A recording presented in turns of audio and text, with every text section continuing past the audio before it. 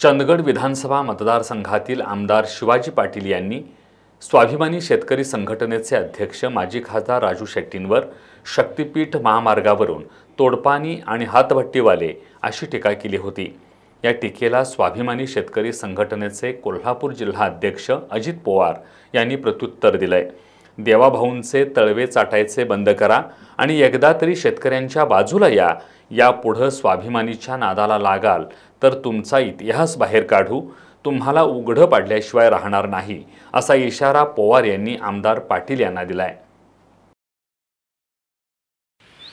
चंदगड विधानसभा मतदारसंघाचे आमदार शिवाजीराव पाटील हे अलीकडच्या काळामध्ये वैफल्यग्रस्त झालेले आहेत। उठसूट राजू शेट्टी साहेबांच्यावरती टीका करतायत। कधी राजू शेट्टी साहेबांना तोडपाणीवाले म्हणतात तर कधी हातभट्टीवाले म्हणतात। अहो आमदार साहेब, अखंड महाराष्ट्राला आणि हिंदुस्थानला जाऊन विचारा राजू शेट्टी साहेब कोण आहेत।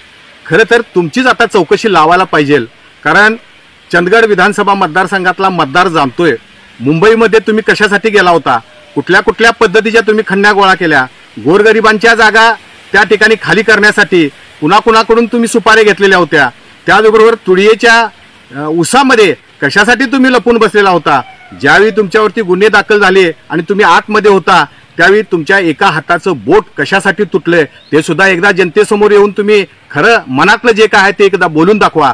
परवाच एका कोल्हापूरच्या आमदारांना त्यांची जागा त्यांना आम्ही दाखवून दिलेली आहे। तुम्ही जर का यापुढे स्वाभिमानी शेतकरी संघटनेने राजू शेट्टींच्या नादाला लागाल तर तुम्हाला उघडं पाडल्याशिवाय साहेब आम्ही राहणार नाही, एवढंच तुम्हाला या ठिकाणी सांगतो। आणि यापुढे शक्तीपीठ महामार्ग होणार नाही यासाठी राजू शेट्टी साहेब, आमची शक्तीपीठ महामार्ग कृती समिती आणि आम्ही सगळेजण याच्या विरोधात ठामपणाने राहू आणि देवाभाऊंचे तळवे चाटायचे आता बंद करा आणि एकदा तरी शेतकऱ्यांच्या बाजूला या, एवढंच तुम्हाला या निमित्ताने या ठिकाणी सांगतो।